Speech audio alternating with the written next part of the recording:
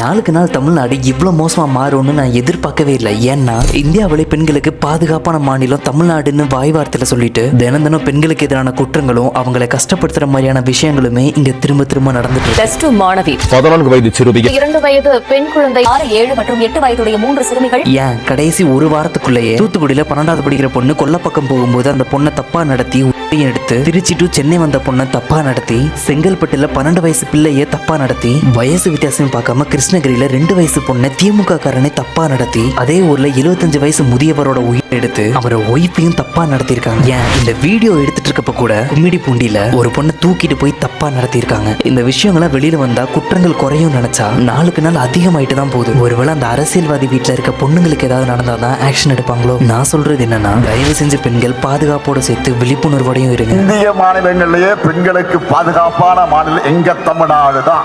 அடிச்சு சொல்றேன்.